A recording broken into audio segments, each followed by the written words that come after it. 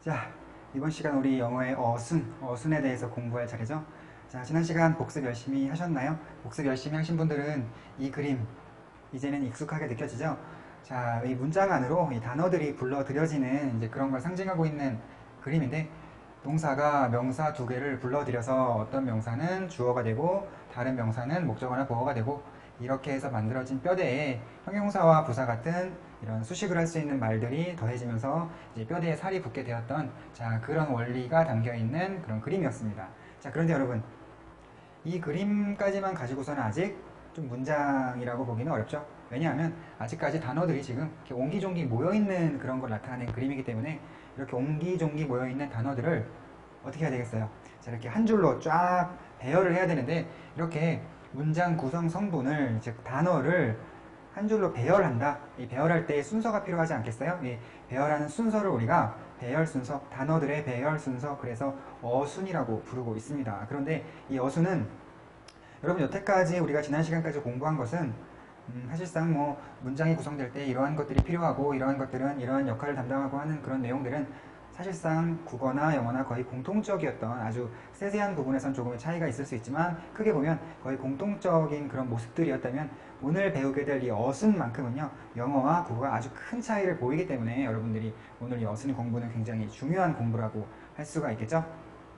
자, 그런데 우리가 어순을 공부할 때, 자, 선생님 옆에 이렇게 이 그림하고 비슷한 모양을 가지고 있는 이 자석을 옆에다가 붙여놨는데요. 우리가 어순을 공부한다는 것은 이렇게 이 자석들을 갖다가 뭐 한 줄로 뭐 이렇게 막 배열을 해 나아가는 것이라고 볼 수가 있겠죠. 그런데 우리가 배열을 할 때 여러분 재미있는 것이요, 이 형용사라는 녀석은 명사를 굉장히 이렇게 밀착해서 가까이서 꾸미려고 하는 경향이 있기 때문에, 사실상 우리 어순 공부할 때는 형용사와 명사는 포개진 걸로 생각하셔도 될 것 같아요. 이렇게. 자, 여러분 윷놀이 아시죠? 선생님이 학생들한테 이따금 윷놀이 알지? 이렇게 얘기를 하면은 윷놀이를 잘 모르시는 학생들도 덜어 있더라고요. 요새 어린 학생들 중에는요, 우리가 그만큼 윷놀이를 요새는 많이 안 하고 있다는 얘기가 될 것 같은데, 어린 학생들 중에서는 윷놀이가 뭔지 잘 모르는 학생들도 있는 것 같아요. 이 윷놀이를 아시는 분들은요, 우리 예를 들어서 이번에 제가 던진 이 유씨 만약에 거리 나왔고, 거리 나왔는데 다음번에 또 거리 나오면 말 두 개를 포개서 한꺼번에 같이 움직일 수 있었던 거 기억나시죠? 지금도 비슷하게 이 형용사와 명사는 밀착되어 있는 개념이기 때문에 이렇게 포개놓고서 같이 움직인다면, 우리가 어순을 따져볼 때는 명동형부 네 가지의 품사를 가지고 이 어순 공부를 할 것이 아니고, 사실상 형용사는 명사 위에 엎어놓으면 되기 때문에 어떻게 되겠어요? 그렇죠. 명사와 동사와 부사 이 세 가지 품사만 가지고서 어떻게 배열을 하는지에 대해서 공부를 해보면 된다고 볼 수가 있을 것 같아요. 자, 선생님이 지금 이 국어와 영어의 어순을 한번 비교해 보기 위해서, 근데 뭐 이렇게 단어를 배열한다는 것이 어떤 건지 먼저 한번 경험을 하도록 그렇게 만들어 드리고 싶어가지고, 선생님이 이렇게 지금 단어를 몇 개 드릴게요. 단어의 조합을 드릴 건데, 일반 동사인 찾았다를 포함해서 자, 명사 두 개, 부사 세 개를 여러분에게 드릴 테니까요. 우선 무엇을 먼저 해보냐면, 여러분 국어는 다 잘 하시죠?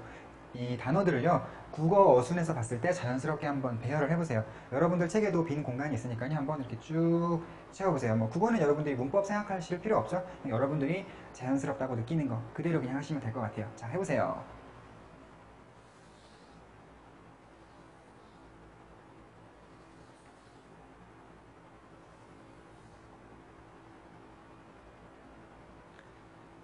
자, 다 하셨죠?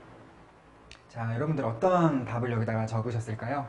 아마도 가장 많은 분들이 적은 답이, 매튜가 어제 거기서 책을 쉽게 찾았다, 이런 식으로 배열을 하셨을 텐데, 뭐 꼭 이렇게 배열하신 분만 있는 건 아니고, 아마도 이런 식으로 뭐 책을 쉽게가 아니라 쉽게 책을 정도로 쓰신 분도 있을 것 같아요. 그리고 좀 이렇게 뭐 다양한 표현을 좋아하시는 분은 뭐 되려 책을 같은 걸 제일 먼저 쓰신 다음에 뭐 매튜가를 상당히 나중에 놓고 막 이렇게 다른 그런 걸 추구하신 분도 있을 것 같고, 그 다음에 이거 외에도 아마 여러분들이 적은 답이 상당히 다양한 종류가 나왔을 걸로 기대가 되는데요. 자, 여러분 국어는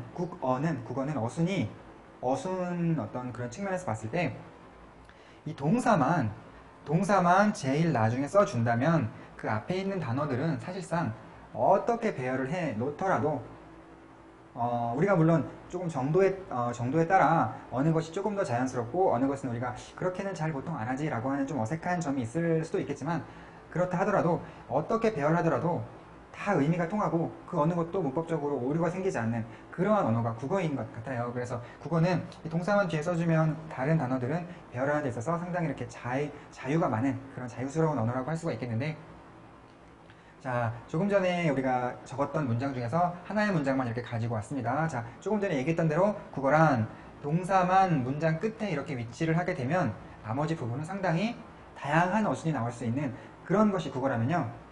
자, 우리 아까 동사 하나, 명사 두 개, 선생님이 부사 세 개 이렇게 총 6개의 단어를 드렸던 것을 만약에 영단으로 바꿔서 배열을 한다면 어떻게 될까? 한번 그걸 여러분 아직 영어는 잘 모르실 수 있으니까 선생님이 한번 이걸 이렇게 적어봤습니다. 조금 전에 그 6개 단어를요, 영어의 어순에 맞게 배열을 하게 되면 이렇게 매튜가 찾았다 책을 쉽게 거기서 어제 이런 식으로 배열을 하게 돼요. 벌써부터 어떤 큰 차이점이 발견이 되고 있죠. 여러분들도 여러분이 방금 책에다가 적으셨던 그 문장에서 이 찾았다에다가 이렇게 어떤 네모 표시를 하시고, 선생님이 지금 책에 미리 적어놓은 문장 중에서 이 찾았다 쪽에다가도 이렇게 네모 표시를 해보세요. 가장 영어와 국어의 어순에서 가장 큰 차이점이라면 국어는 동사가 제일 마지막에 위치하는 반면에 동사가 바로 이 주어 바로 다음에 나온다는 그런 특징을 가지고 있다는 거, 이게 바로 영어의 어떤 영어와 국어의 큰 차이점이라고 할 수가 있을 것 같아요. 그리고 영어는요, 국어는 이 동사의 위치만 정해지면 나머지 것들은 자유스러웠다면 주어 다음에 바로 동사가 있어야 한다는 거 외에도 만약에 선생님이 여기 있는 단어들을 영단으로 바꿔서 외국 사람 한 100명한테 주고 이걸 배열해 보시오 라고 하면은 아까 우리가 했던 것처럼 어떤 되게 다양한 그런 어순이 만들어지는 게 아니고 거의 한 100명, 100 거의 다 100명 다 대부분 이런 순서를 만들 거거든요. 이제 그렇다라는 것은 미국 사람들은 어떤 어순 면에서 자유로운 언어가 아니고, 영어라는 것은 자유로운 언어가 아니고 이렇게 어느 한 고정된 어순을 가지고 있는 그러한 언어라고 볼 수가 있겠죠. 자, 우리 그래가지고요, 잠깐 그렇다면 이 영어의 고정된 어순이란 무엇인가, 그것에 대해서 한번 필기를 해보도록 하겠습니다.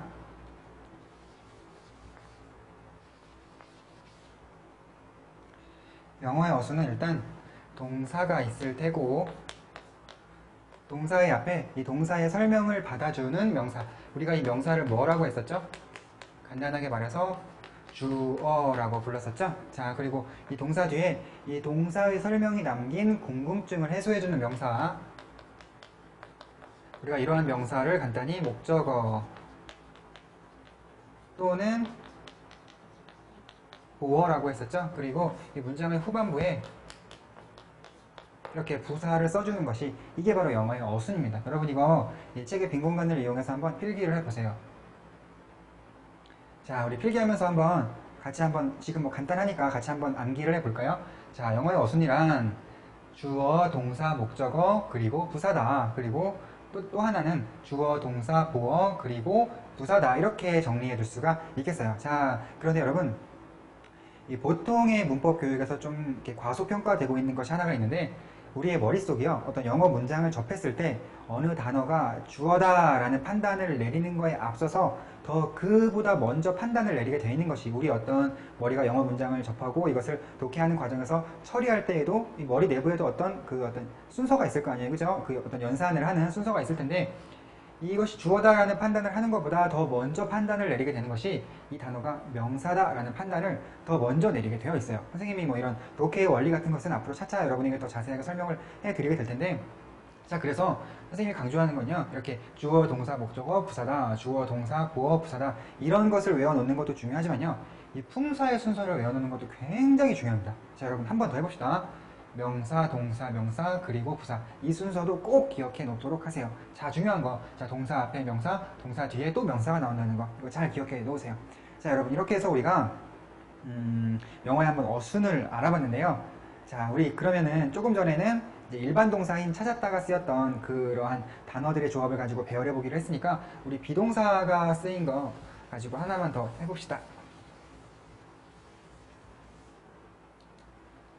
자, 이 비동사 이다가 사용되어 있고, 이번에는 뭐 단어를 많이 드리지는 않았어요. 이렇게 명사 2개만 드렸는데, 여러분이 일단 국어식 어순에 맞게 한번 배열을 한번 먼저 해보시고, 영어식 어순에 맞게 배열을 한번 해보세요. 여러분 책에 이 표 밑에 그 밑줄이 2개가 그거 있죠? 거기다가 한번 이렇게 써보시면 될 것 같은데, 국어는 뭐 여러분이 뭐 생각하실 필요 없어요. 여러분이 느끼기에 자연스럽게 느껴지는 대로, 자, 사랑은 고통, 이다 이런 식으로 쓰면 이게 바로 국어에 적합한 그런 국어의 어순을 지니고 있는 문장이 만들어진 것이고, 이것을 영어식 어순에 맞게 쓴다면 아까 우리가 암기했던 것 중에 명사, 동사, 명사 또는 주어, 동사, 보어 이런 거 있었죠. 자, 이 중에서 그 순서에 맞게 쓴다면 사랑은을 제일 먼저 쓰고 그 다음에 이다를 넣어야겠네, 그죠? 그리고 마지막에 고통 이렇게 넣으면 이게 바로 이제 영어의 어순에 적합한 그런 문장이 만들어진 겁니다. 자, 여러분, 선생님하고 지금까지 영어의 어순에 대해서 공부를 해봤는데, 여러분이 조금 전에 선생님과 함께 암기한 그 내용 있죠? 그 내용이 우리가 오늘 공부하게 될 핵심 내용이라고 볼 수가 있어요. 자, 그렇다면 이제 여기서 오늘의 수업이 거의 다 끝난다고 볼 수도 있는데, 선생님이 이렇게 강의를 하다가 느끼게 된 점이 있다면, 여러분, 영어와 국어를 공부함에 있어서 두 언어가 가진 공통점과 차이점을 비교해가면서 공부하는 게 상당히 효율적인 공부 방법이라고 할 수가 있거든요. 그런데 우리가 공통점에는 그다지 큰 관심을 기울일 필요가 없겠지만, 영어와 국어의 차이점을 만났을 때는 상당히 이렇게 관심을 기울여서 공부를 할 필요가 있어요. 그런데 이 어순이라는 것이 국어와 영어에서의 차이점이기 때문에 상당히 이렇게 큰 관심을 가지고 공부를 해야 되는데, 선생님이 안타깝게 느꼈던 것이 있다면, 이다지도 중요한 어순을 우리가 이렇게 뭐 주어, 동사, 목적어, 주어, 동사, 보어 이런 식으로 암기만 해놓게 되면요, 어떠한 확실한 피부로 느껴지는 그런 느낌이 잘 안 오더라고요. 만약에 우리 강의도 여기서 자, 암기되었으면 끝납시다 라고 끝났다면 우리 강의가 어떤 기타 다른 문법 강의들과 차별화되는 점이 없겠죠. 선생님이 이제 국리를 해가지고 어떻게 하면 학생들과 이 어순에 대해서 조금 더 이렇게 피부로 느껴볼 수 있을까를 생각을 한 끝에, 우리가 이렇게 일상생활 속에서 쉽게 접할 수 있는 몇 가지 소재들을 이용을 하면 이 영어의 어순을 조금 더 피부로 더욱더 가깝게 느껴볼 수 있겠다 싶어서 앞으로 몇 가지 이야기를 더 들려드릴 거예요. 그래서 지금부터 들려드리는 얘기는 여러분이 이렇게 바짝 긴장하고 들으실 필요는 없을 것 같고요.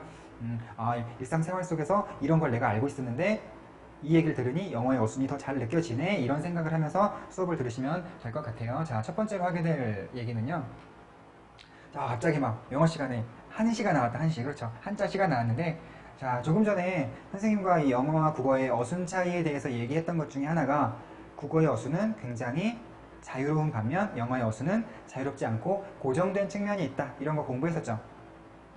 참 아이러니하게도 그 두 나라 사람들의 사고방식을 비교해 보자면, 오히려 이제 한국 사람들이 어떤 형식에 치우치는 것을 좋아하고 이 미국 사람들이 조금 더 이렇게 자유스럽고 그런 것을 더 좋아하는 편인데, 참 정말 아이러니하게도 언어의 어순만큼요 오히려 국어가 더 자연스럽고 영어가 어떤 형식을 지니고 있다고 볼 수가 있겠는데, 선생님이 이제 그 점을 근거로 해서 한번 비유를 해봤어요. 이제 그런 점 때문에 비유를 한다면 국어는 마치 자유시와 같은 느낌이 들고 영어는 정형시와 같다, 그런 비유를 한번 해볼게요. 자, 여러분, 한번 이런 토크쇼를 봤던 경험을 떠올려 보세요. 연예인들이 TV에 나와서 사회자가 연예인에게 뭐 지금의 기분을 5글자로 표현해 주세요, 이런 부탁을 만약에 하게 되면 약간 재치가 떨어지는 연예인 같은 경우에는 뭐 이 정도 하겠죠. 뭐 왕 재밌어 했다가 4글자네 그러면서 와앙 재밌어 뭐 이런 식으로 하겠죠, 그죠? 그런데 좀 재치 있는 연예인들 같은 경우에는 정말 자신의 그때의 심경을 5글자에 딱 맞춰가지고 멋있게 표현을 하는 그런 사람도 좀 있었어요, 그죠? 우리가 이렇게 어떤 주어진 요구를 뭐 자신의 생각을 표현해 달라는 것을 5글자에 딱 맞춰갖고 표현을 하게 되면, 와, 저 사람 되게 멋있다, 이런 생각이 들 때가 있었죠. 자, 여러분, 자신의 생각을요 자유스럽게 표현하는 건 어쩌면 좀 쉬운 일인지도 몰라요. 그런데 자신의 생각을 일정 절제된 형식에, 어떤 정해진 형식에 딱 맞게 표현한다는 것은 굉장히 어려운 일이라고 보여지거든요. 그리고 그것을 해냈을 때 거기서 느껴지는 어떤 그런 형식미, 이런 게 느껴지고는 해요. 방금 여러분 선생님이 이제 예를 들어 설명했던 그 뭐 토크쇼 이야기처럼. 그런데 이 5글자에 맞춰서 표현해주세요 했던 요거 하나만 해도 어떤, 와, 되게 잘한다, 이런 느낌, 저 사람 되게 재치있다, 이런 느낌이 드는데, 여러분, 한시라는 것은요, 한시의 일종이 지금 칠원절구라는 형식을 가진 한시를 선생님이 이렇게 칠판에 적어놨는데, 이 칠원절구라는 것은요, 한 줄에 7글자, 뭐 금, 준, 미주, 천, 인, 혈 이런 식으로 한 줄에 7글자가 나오고, 이것을 총 4줄을 이렇게 써주었을 때 이걸 우리가 칠원절구의 형식이라고 얘기를 하게 되거든요. 근데 이 시에는 뭐 지금 칠원절구만 맞춰져 있는 게 아니고, 보통 이런 한시를 지을 때는요, 운자를 달라고 해서 운자가 고다 이렇게 얘기를 하게 되면 이 둘째 줄의 마지막 자, 넷째 줄의 마지막 자에다가 고를 넣어서 한시를 짓게 되어 있어요. 자, 여러분, 연예인이 한 5글자 맞춰서 자신의 생각을 표현했을 때도 와, 멋있다, 이런 생각 드는데, 자신의 생각을 이렇게 7 곱하기 4에다가 마지막 2글자를 통일을 해서 이렇게 표현을 하게 되면요, 여러분이 어쩌면 정형시에 관심이 없으면 안 느껴질지도 모르지만 선생님이 정형시에 굉장히 관심이 많거든요. 정말 멋있는 거예요, 정말. 와, 이 내용을 한번 살펴볼까요? 여러분, 이 시가 언제 나왔던 건지 혹시 아시는 분들은 아시죠? 우리 춘향전에서 소개되었던 건데, 이 변사또의 생일잔치에 이 암행어사가 된 그런 이몽룡이 하루만 옷차림으로 생일 파티에 이렇게 참여를 합니다. 그래가지고 나도 양반이니 술 한잔 달라고 해서 그뭐 사또들 무리에 이렇게 섞여서 같이 술을 마시게 되는데, 이제 그것을 탐탁지 않게 생각한 한 사또 그뭐 다른 지방 사또의 아이디어로서 저 사람도 명색이 양반이니 시를 지으라고 한 다음에 시를 제대로 못 지으면 생피를 줘서 쫓아버리자, 이제 이런 의견을 냈어요. 그래가지고 그 이몽룡한테 문자로 고자를 던져주고 한번 시를 지어보라고 한 거예요. 그랬을 때 그 이몽룡이 그 짧은 순간에 7글자와 4줄을 맞춘 다음에 여기다가 고자를 넣어서 자신의 생각을 딱 담아낸 거예요. 그때 어떤 생각이 담겨 있었냐면, 너희들이 지금 마시고 있는 술은 백성들의 피고, 너희들이 지금 먹고 있는 안주는 백성들의 기름이다. 너희들 그 잔치상에 촌농이 떨어질 때에 백성들의 눈물이 떨어지고, 너희들의 노랫소리가 높은 곳에 백성들의 원망소리가 높다. 와, 진짜 멋있지 않습니까? 요새에도 이런 정치가, 이렇게 백성들을 사랑하는 이런 정치가 한 명쯤 필요하다는 생각이 드는데, 이 멋진 생각을요, 이렇게 7 곱하기 4에 고짜 즉석에서 주어진 고짜에 딱 맞춰갖고 딱 표현을 했다는 건 연예인이 5글자로 생각 표현한 거랑은 수준이 다른 거예요. 정말 이 형식이라는 건 엄청난 이 형식미가 느껴지는 건데, 여러분이 만약에 이런 정형시를 감상을 할 때에 단지 이런 내용만 파악해서 와, 내용 멋있어 이렇게 해서 멈추게 되면요, 이 정형시가 가진, 이 한시가 가진 아름다움의 절반밖에 이해를 못하게 돼요.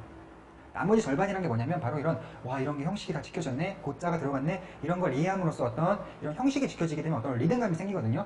금주미주 천인현리요 옥반가요 만성구라, 이렇게 하게 되면 어떤 리듬감이 생기고, 고자가 2번 반복되면 또 리듬감이 생기고 이렇게 되는데, 이런 것들까지 다 느끼면서 한시를 감상했을 때 진정 이제 제대로 된 한시를 감상했다고 볼 수가 있는 건데, 선생님이 이렇게 한시에 대한 얘기를 많이 했냐면, 여러분이 영어라는 것도요, 영어가 가지고 있는 형식 때문에 선생님이 정형시에 이렇게 비유를 해볼 수가 있을 것 같아요.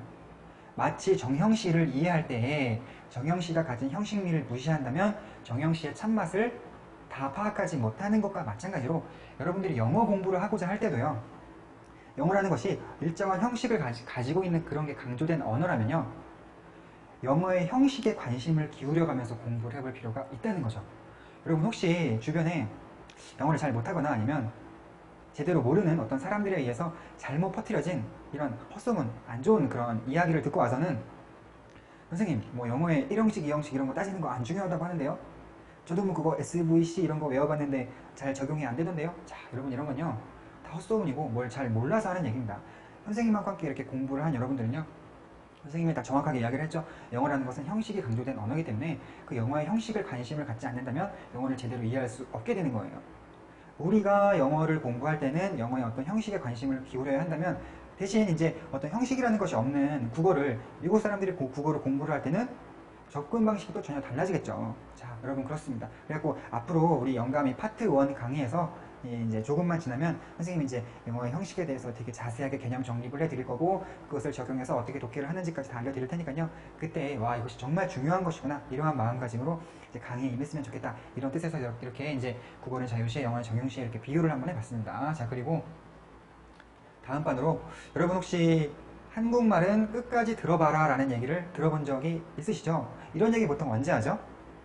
우리가 이렇게 말을 하다가 끝에 가서 말을 바꾸게 될 때, 상대방이 내 말을 끝까지 듣지 않고 중간에 지레 짐작했을 때 한국말은 끝까지 들어봐야지 라는 얘기를 이렇게 일상생활 속에서 많이 하게 되는데요, 여러분, 이 이야기 속에, 이런 말 속에도 어떤 어순에 관련된 문법적인 근거가 들어있어요. 자, 그것이 뭐냐면, 우리 조금 전에 알아본 이 두 언어의 어순 차이를 한번 비교해 본다면, 국어라는 것은 동사만 마지막에 써주면 나머지 것들은 자유롭게 배치해도 되는 반면에, 영어라는 것은요, 이렇게 주어, 동사, 목적어 또는 주어, 동사, 보어가 문장의 전반부에 나오고 후반부에는 이 부사 파트가 시작되는 이러한 특징을 가지고 있다고 했었잖아요. 자, 그렇다면 우리가 어떤 상대방의 이야기를 들을 때 그 문장 속에 적어도 중심 내용을 파악하려면 주어와 동사와 목적어 그리고 수로, 동사 이런 것까지, 그러니까 주성분들을 한번 다 들어봐야 그 사람들의 중심, 그 사람이 하고자 하는 이야기의 중심 내용을 파악했다고 할 수 있지 않겠어요? 그런데 국어라는 것은 이렇게 동사가 이 주성분 중에서도 상당히 중요하다고 할 수 있는 동사가 문장의 제일 마지막에 나오게 되어 있어요. 그렇다면 우리가 어떤 한국 사람 이야기를 들을 때는 그 문장의 끝까지 들어보지 않는다면 이 사람의 어떤 중심 내용을 파악할 수 없는 그러한 어떤 특징을 가진 게 국어라고 할 수 있을 테고, 영어는 반면에 이렇게 주성분이 문장 전반부에 다 위치하게 되어 있기 때문에 한 반절 정도만 듣고 나면 그 사람이 하고자 하는 얘기에 주성분은 다 이미 파악된다고 볼 수가 있겠어요. 뒷부분은 이제 부사 파트가 시작이 되니까. 자, 여러분 책에다가 이렇게 한번 적어 놔 보실래요? 요만큼을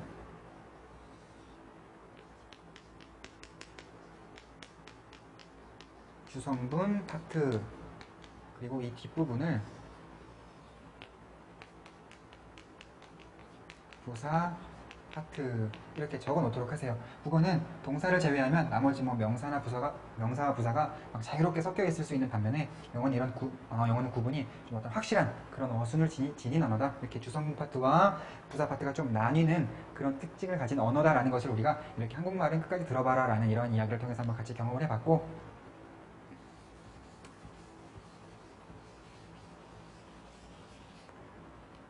자, 그리고 여러분, 우리 처음부터 국어에는 있고 영어에는 없는 것 같아서 은는이가 을을에 대해서 몇 번 이야기를 한 적이 있는데, 여러분 혹시 왜 국어에는 그런 게 있고 영어에는 그런 게 없는지 생각해 보신 적 있으신가요? 선생님은 오늘 그 답을 알려드릴게요.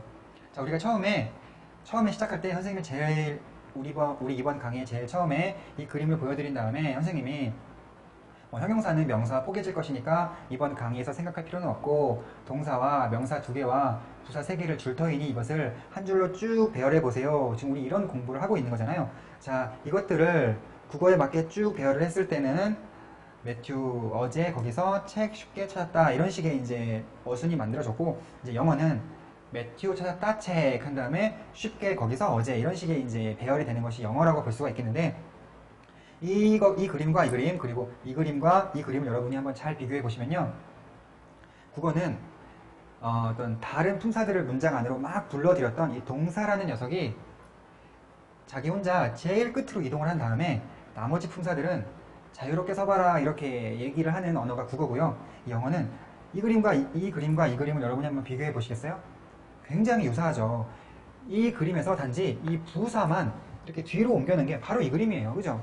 그러면 어떤 동사가 명사를 꼭 붙잡고 있는 그런 모습이 이때나 그대로 유지되고 있다는 게 영어의 특징이라고 할 수가 있는데, 자, 여러분, 이 동사가 명사 2개를 불러들였을 때는요, 이제 어떤 자기가 설명해야 할 것, 그리고 자기의 어떤 설명의 미진한 부분을 보완해야 할 것을 이렇게 앞뒤에 꼭 잡고 있는 성질이 있었는데, 이런 걸 선생님은 에너지라고 생각을 해요. 마치 달과 지구 사이에 보이지는 않지만 어떤 서로 당기는 에너지가 존재하듯이 이 동사와 명사들 사이에서도 선생님이 이렇게 지금 끈으로 연결시켜놓은 이게 에너지를 상징하는 건데, 서로 이렇게 에너지를 주고받고 있는 것 같아요. 그런데 영어에서는 동사가 명사를 앞뒤에 꼭 붙잡고 있는 에너지가 유지되는 반면, 이제 국어는 동사가 제일 마지막으로 이동하는 언어란 말이에요. 그러면 여러분, 국어에서는 자칫 잘못하면 어떠한 좀 오해를 불러일으킬 소지가 보이죠. 그런 요인 뭘까요? 자, 만약에 동사가 제일 마지막으로 이동을 했을 때 따로 남겨지게 된 이 명사 2개가 다른 사람들이 봤을 때 어느 것이 주인공이고 어느 것이 대상인지를 자칫 잘못하면 착각할 수도 있겠죠. 지금은 참 다행히도 책이라는 것이 찾았다는 행위를 할 수가 없기 때문에 당연히 매튜가 주인공이고 책이 대상이겠거니 생각을 하겠지만, 만약에 매튜와 책이 아닌 매튜와 어떤 제인이라는 그런 또 다른 사람의 이름이 나와 있을 경우에는요, 제인이 찾은 게 매튜라는 얘기인 건지 매튜가 찾은 게 제인이라는 건지 이런 걸 알 수가 없게 돼버리는 한계가 생겨요. 바로 그게 이 동사가 명사 2개를 따로 떼어놓고 제일 뒤로 이동했기 때문에 생긴 현상인데, 그래서 국어는요, 이 동사가 가지고 있던 이 에너지라는 것이 이 명사에 달라붙어서 어떤 눈에 보이는 그런 가시화된 글자로 이렇게 승화됩니다. 그래서 생겨나게 된 글자가 바로 여러분 그 책에 있는 그림에 그 꼭다리에다가 뭐라고 써놓으시냐면 이게 바로 은는이가예요. 그리고 이게 바로 을을이 되는 거죠. 우리 국어에 은는이가와 또는 을을과 같은 글자가 발전하게 된 것은 바로 이 동사가 명사를 놓아버렸기 때문이라고 볼 수가 있어요. 그래서 동사 없이도 어느 것이 주어고 어느 건지 목적어인지를 알아볼 수 있도록 도와주기 위해서 이런 글자들이 항상 명사마다 붙어있게 되는 것인데, 자, 그렇다면 여러분, 여기서 또 우리가 한 가지 그냥 이 이야기에서 끝낼 것이 아니고 이제 영어를 공부하는데 필요한 어떤 교훈을 이끌어내야 되는데, 자, 그렇다면 영어에는 은는이가 을레와 같은 글자가 없다면 우리가 영어 문장 속에서 어떤 게 주어고 어떤 게 목적어인지 어떻게 알아볼까요? 선생님이 조금 전에 얘기할 때 동사가 어떤 명사와 자기 앞뒤의 명사가 움직이지 못하게 꼭 붙잡고 있다고 그랬죠. 그래서 뭐 웬만한 경우, 혹시 어쩔 때는 뭐 아닌 경우도 조금 있습니다만 대부분의 경우 동사가 명사 두 개를 항상 꼭 붙잡고 있고 내 앞에 너는 주어야, 내 앞에 있는 명사 너는 주어고 내 뒤에 있는 명사 너는 목적어 또는 보어야라고 이렇게 항상 꼭 붙잡고 있어요. 그렇다면 우리가 영어 문장을 접했을 때 어떻게 주어, 목적어 또는 보어를 구분할 수가 있냐면요. 자, 동사 앞에 있는 명사가 뭐? 주어. 동사 뒤에 있는 명사가 뭐? 목적어 또는 보어가 되는 거죠. 여러분 혹시 여러분들 어떤 다른 영어 강의를 들을 때 영어에서 주어가 뭔지 목적어가 뭔지 보어가 뭔지 이런 걸 설명할 때 혹시 주어 은는이가 붙은 거지 목적어 을을 붙은 거지 이런 설명 들어보신 적 있으시죠? 아마 있으실 건데 상당히 잘못된 설명이라고 볼 수가 있습니다. 왜냐면 영어 문장에 은는이가 을을이 어디 있습니까? 은는이가 을을은요 국어 문장에서 주어나 목적어를 알아보기 쉽도록 도와주는 글자이지 영어 문장에 그게 없잖아요. 그죠? 그래서 영어 문장 속에서 주어, 목적어, 보어를 알아보는 방법은 항상 동사를 기준으로 해서 그 앞에 있는 명사냐 그 뒤에 있는 명사냐 이걸로 알아보는 거예요. 아마 어떤 개념 정리에 의해서 국어 쪽과 영어 쪽을 좀 혼동했거나 아니면 뭔가 잘 모르고 그냥 이야기를 한 그런 케이스를 볼 수가 있는데 선생님이 지난 시간에 여러분들이 어떤 좀 영어의 어려운 개념들을 튼튼하게 쌓아가지 못하는 이유가 기초공사가 부실했기 때문이다. 그 이유가 보통 이 교육자 입장에서 학생들이 그런 걸 모르고 있다는 걸 간과한 채로 항상 어려운 것만 가르치다 보니까 이제 그런 결과가 빚어진 거다 이렇게 얘기를 했었는데요. 사실상 꼭 그런 문제뿐만이 아니고 우리 많은 영어 선생님들 중에서 어떤 자기 본인 스스로가 어떤 기본 개념을 확실하게 가지고 있는 분도 아마 좀 드물지 않나 이런 생각이 좀 듭니다. 자, 그 다음에 우리가 이제 다음 이야기를 한번 들어보도록 하겠습니다. 자, 이번에는 우리가 육하원칙에 대해서 한번 육하원칙이라는 생활 속의 소재를 가지고 우리가 영어의 어순을 조금 더 이렇게 친숙하게 느껴보는 그러한 계기로 삼아보려고 하는데 여러분 육하원칙 하면 다들 뭐 한 6가지는 떠오르시죠? 자, 누가 무엇을 어떻게 어디서 언제 왜 이 정도의 6가지가 바로 우리가 이제 육하원칙이라는 게 우리가 신문 기사 같은 거 작성할 때 문장 쓰기 할 때에 그 문장에 꼭 포함해야 되는 6가지 항목 이걸 육하원칙이라고 말할 수가 있겠는데 자 여러분 이렇게 지금 한글로 되어 있는 이 육하원칙을 영어로 한번 같이 옮겨보죠. 후가 뭔가요? 후. 아 실수. 누가를 영어로 하면 뭔가요? 후죠. 후. 그 다음에 무엇을 영어로 하면 what. 어떻게를 영어로 하면 자 여러분 같이 하고 계시죠? 자 그 다음에 어디서를 영어로 하면 where. 언제를 영어로 하면 where를 영어로 하면 why라고 볼 수 있겠어요. 자 여러분 다 하셨죠? 그런데 우리가 이 국어와 영어를 조금 더 통일하기 위해서는요 조금 더 이렇게 똑같은 것으로 만들기 위해서는 우리가 계속 이야기하고 있는 것처럼 우리 국어에는 있지만 영어에는 없는 글자인 을자는 좀 지워졌으면 좋겠어요. 우리가 보통 한국식 육하원칙에서는 을자를 미리 붙여놨지만 우리가 지금 영어랑 비교를 해봐야 되기 때문에 그 다음에 여러분 누가라는 거 있죠? 이 누가라는 것은 사실 누구에서 은는이가 중에 가짜를 붙여서 만들어 놓은 게 이 누가거든요. 그러니까 우리가 이 누가라는 것도 누가를 그대로 사용하지 말고 그냥 누구로 바꿔서 한번 사용해 보도록 할게요.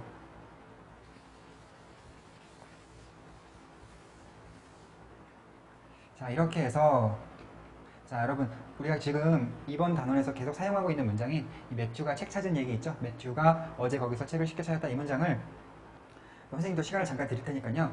이 표에다가 여러분 책에 있는 이 표에다가 각 육하원칙의 각 항목에 맞게 이 단어들을 한번 이 빈칸을 채워보시겠어요 여러분들이요? 자 한번 해보세요.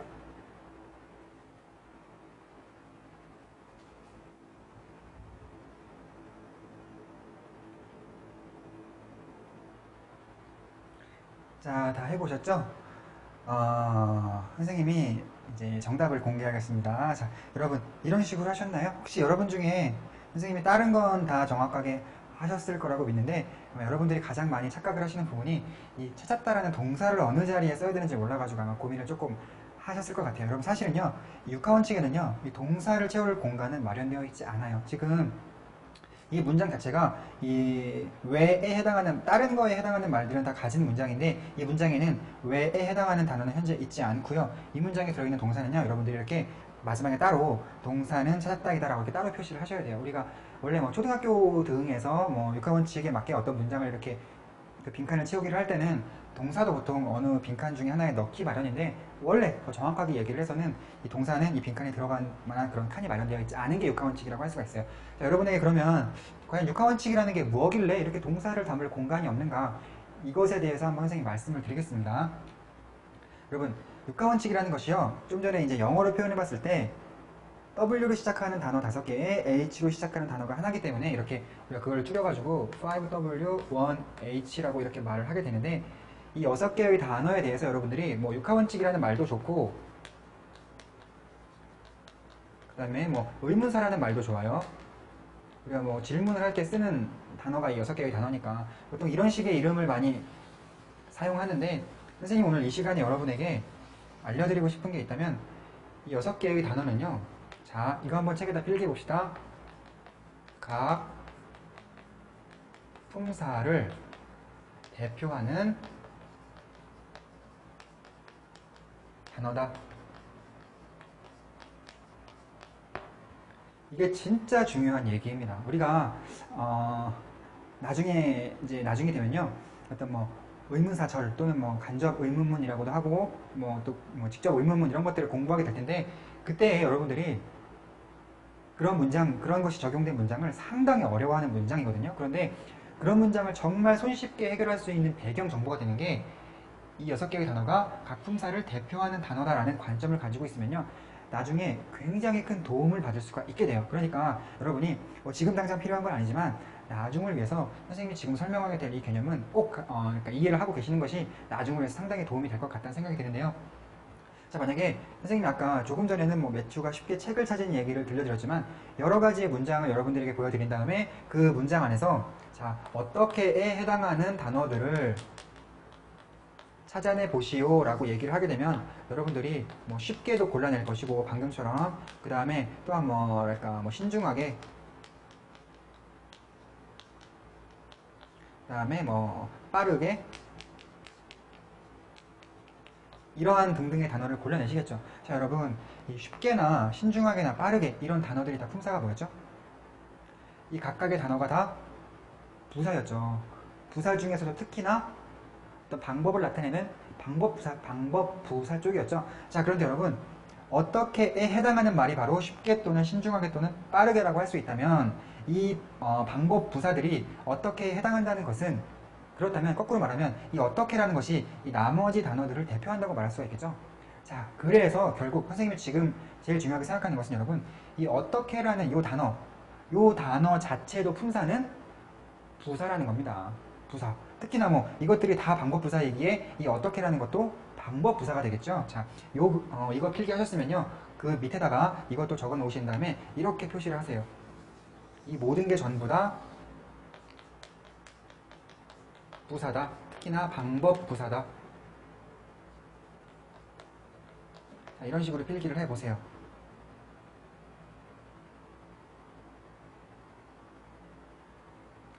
자, 그러면요,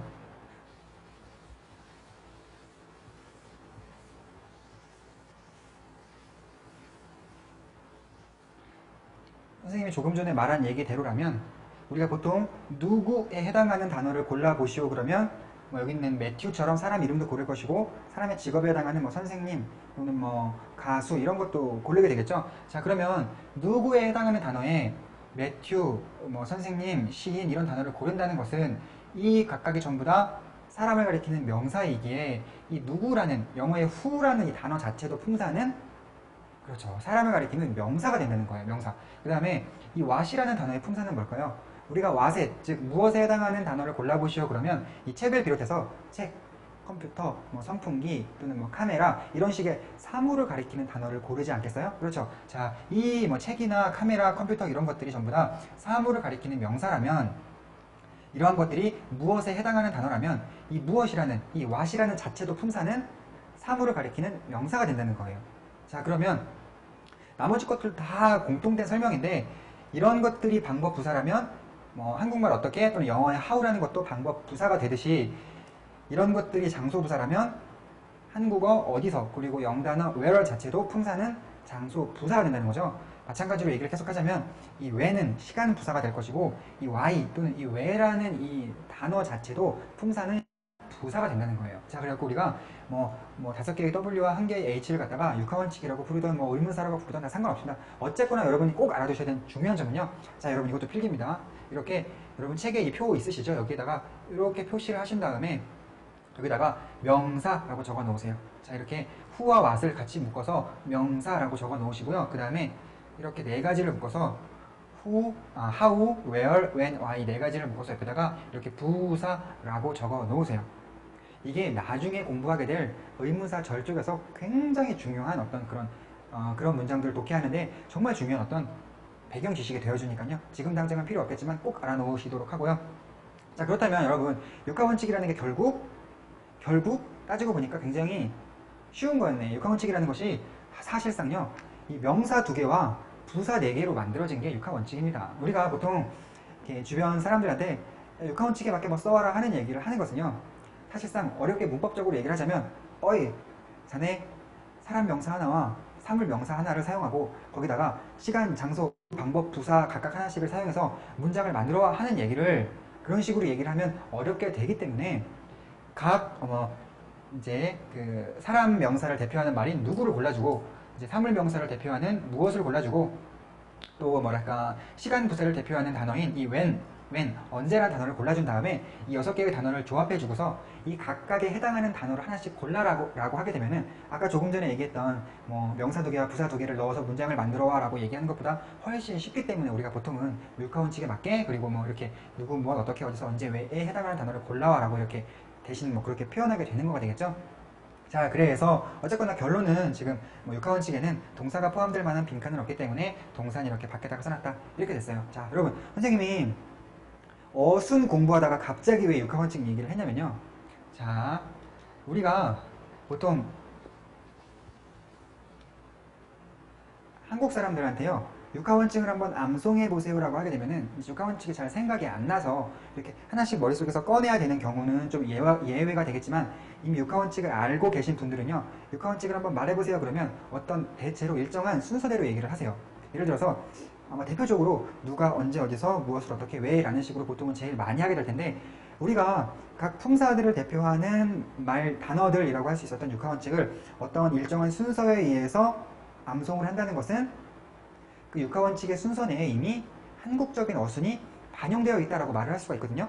선생님이 거기서 어떤 힌트를 얻어서 어떤 아이디어를 내봤냐면 그렇다면 우리 한번 영어식의 육하원칙을 한번 만들어 보는 것은 어떨까 이런 생각을 했어요. 우리 조금 전에 공부한 자, 뭐 동사 앞에 명사, 동사 뒤에 명사 그리고 부사라는 이런 영어의 어순을 선생님이 지금 이렇게 알파벳 약자 기호로 써놨는데 여러분들 기호 다 생각나시죠? 잠깐 기호 한번 점검해 보면 우리 이제 명사를 N이라고 썼고 형용사를 A 그리고 이제 부사를 D 그리고 동사를 V라고 쓴다고 이렇게 말씀을 드렸었죠.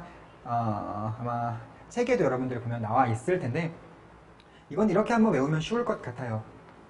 우리 AD라는 것이 뭔가를 꾸밀 때 사용하는 꾸민다라는 걸 상징하는 add하고 같은 거라고 했으니까 이 형용사와 부사는 이 add 중에서 둘 중에 하나씩을 골라서 쓰고 있다. 약자로서 A와 D자 중에 한 글자씩을 채택하고 있다고 생각하면 될 텐데요. 자,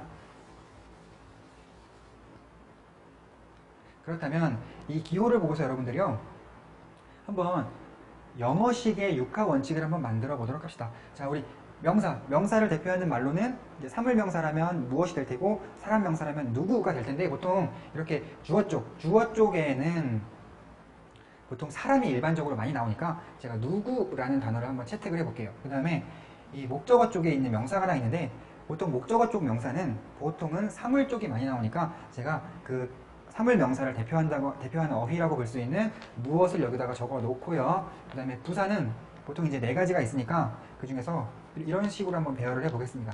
어떻게, 어디서, 언제, 왜 이렇게 부사를 사실상 이 부사를 배열하는 순서도요. 사실 부사는 뭐 부사끼리의 순서는 그다지 중요한 건 아닌데 나중에 한번 이렇게 이 부사들의 순서에 대해서 나중에 얘기하게 될 기회가 있을 테니 여러분 일단은 이 정도는 그냥 뭐 어떻게 어디서 언제 왜 순서로 그냥 알아놓도록 하시고요. 그 다음에 아까 우리가 육하원칙 중에는 동사를 대변해줄 말은 없다고 했으니까 우리 그냥 간단히 이 일반 동사를 그냥 뭐 하다라고 하죠 뭐. 그럼 마찬가지로 이것 또한 그런 식으로 써볼 수가 있을 텐데 자, 여러분도 같이 한번 필기를 하세요. 여러분 책에도 이러한 그림들이 마련되어 있을 테니까 여러분도 그 밑에다가 선생님처럼 이렇게 한번 쭉 적어보세요. 누구, 이다, 무엇, 어떻게, 어디서, 뭐 언제, 왜 이런 식으로 필기를 하면 될 것 같습니다. 자, 여러분 선생님이 말하는 영어식 육하 원칙이란 바로 이거예요. 자, 우리가 항상 국어식 육하 원칙을 누가 언제 어디서 무엇을 어떻게 왜 한다 라는 식이 바로 국어식이라면, 영어는요, 잘 보세요. 누구 한다 무엇, 어떻게 어디서 언제 왜, 이런 리듬감, 이런 순서를 가지고 있는 게 영어입니다. 자, 그 다음에 비동사가 사용된 거라면 누구이다 무엇, 어떻게 어디서 언제 왜, 이런 식으로 배열된 거, 이게 바로 이제 영어식 육하 원칙이라고 할 수가 있을 것 같아요. 여러분 아마 여러분에게 어떤 느낌으로 다가올 때 주어, 동사, 목적어 이렇게 하는 것보다는 누구 한다 무엇 이런 식으로 알고 있는 것이 훨씬 더 피부에 다가오는 어떤 느낌이 아닐까, 그런 생각이 드는데요. 우리 그걸 한번 테스트를 해보기 위해서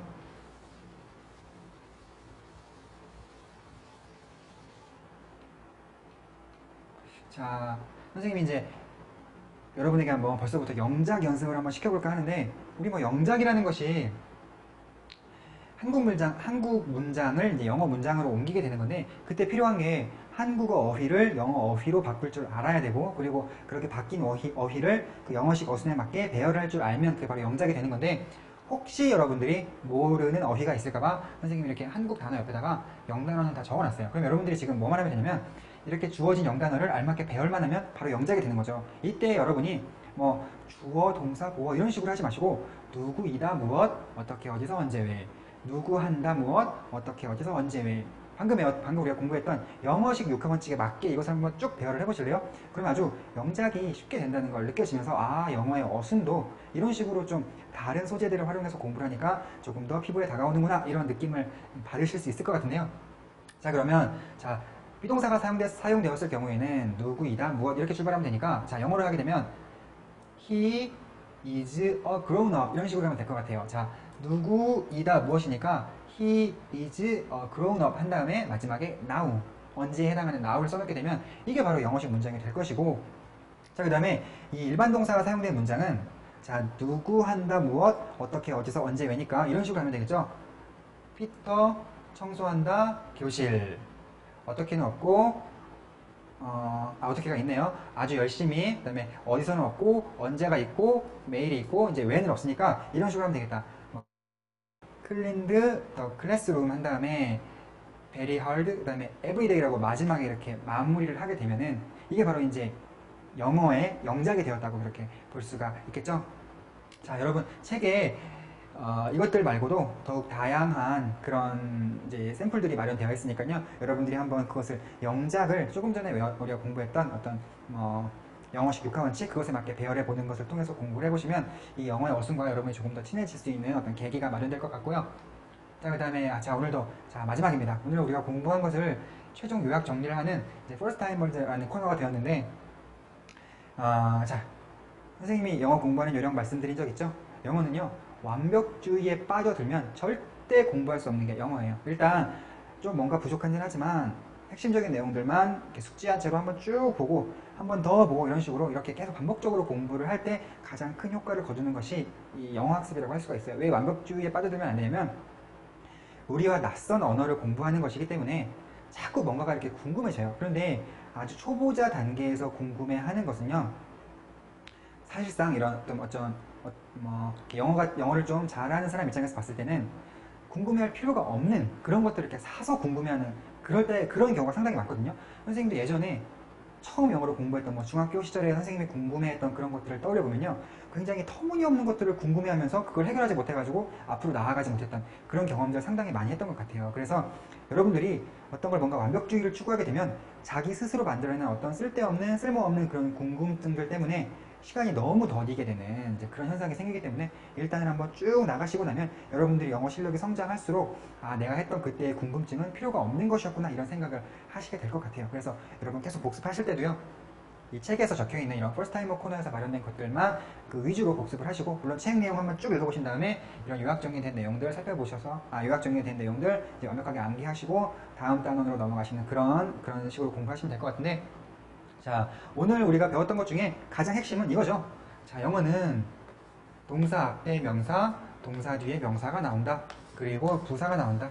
이때 이 동사 앞에 있는 명사가 바로 주인공 역할을 맡고 있는 주어이고, 동사 뒤에 나오는 명사가 이제 뭐 이 동사가 뭐냐에 따라서 목적어도 될 수 있고 보어도 될 수가 있다. 이것을 여러분들이 암기하시는 거, 이게 바로 여러분들의 오늘의 뭐 요약 정리라고 할 수가 있고요. 이만큼도 표시를 해놓도록 합시다. 이렇게 영어는 주성분 파트와 부사 파트가 나뉜다. 이렇게 여러분 책에 다 적혀 있죠? 자, 이거 암기 한번 해보시고요. 그 다음에 지난 시간에는 어떤 주어, 목적어, 보어에 대한 개념 정리를 공부를 한 시간이었다면, 이번 시간은 어떤 그런 문장 속에서의 위치를 통해서 주어, 목적어, 보어를 인식하는 거, 어순을 공부한 시간이니까 여러분이 어떤 지난 시간에 공부했던 것과 약간 다른 각도에서 주어, 목적어, 보어에 대해서 한 번 더 얘기해 볼 수 있을 것 같아요. 자, 주어란 뭐냐면 동사 앞에 있는 명사가 주어다. 목적어란 뭐냐면 일반 동사 뒤에 있는 명사가 목적어다. 보어란 뭐냐면 비동사 뒤에 있는 명사가 보어다. 이런 식으로 다시 주어, 목적어, 보어에 대한 개념을 다시 한번 새롭게 다른 각도에서 접근한, 어순적인 그런 각도에서 접근한 이러한 정의도 한번 암기를 해 놓으시면 이제 다음 강의를 듣는데 전혀 어떤 부족함이 없는 그런 복습이 되실 것 같아요. 자, 여러분, 우리 다음 시간에 다시 만나도록 합시다. 감사합니다.